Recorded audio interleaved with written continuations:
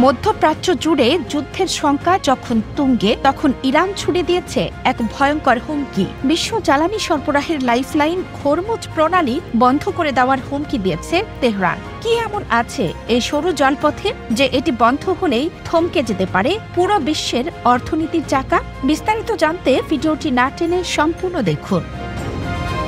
বিশ্বের প্রায় 20% অপরিশোধিত জ্বালানি, প্রতিদিন প্রায় 18 থেকে 20 মিলিয়ন ব্যারেল তেল এই সরু জলপথ দিয়েই যাতায়াত করে। একদিকে ইরান, অন্যদিকে ওমান, মাঝখানে মাত্র 39 কিলোমিটার চওড়া এই চেকপয়েন্ট। বিশেষজ্ঞদের মতে হরমুজ প্রণালী বন্ধ হয়ে গেলে বিশ্ববাজারে তেলের দাম আকাশচুম্বী হবে। প্রতি ব্যারেল তেল $120 ছাড়িয়ে যেতে পারে। বাড়বে বৈশ্বিক মূল্যস্ফীতি এবং শুরু হতে পারে নতুন এক অর্থনৈতিক মন্দা।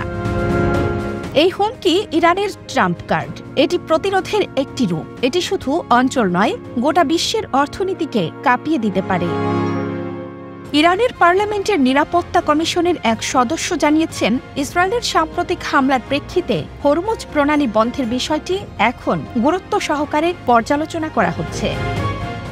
যদি এই প্রণালী বন্ধ হয়, তাহলে শুধু তেলের দামই নয়, বিশ্ব রাজনীতির ভারসাম্যও বদলে যাবে। এটা হতে পারে যুদ্ধের অনুঘটক।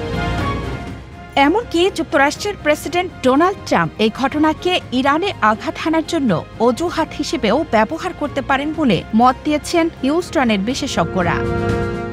বিশ্বব্যাপী যুদ্ধ ও মন্দার শঙ্কা ঘনীভূত। হরমুজ প্রণালী তাই শুধু একটি জলপথ নয়, এটি এখন ভূ রাজনীতির সবচেয়ে আলোচিত এবং বিপজ্জনক ট্রাম্প কার্ড। চোখ এখন তেহরানের পরবর্তী পদক্ষেপের দিকে।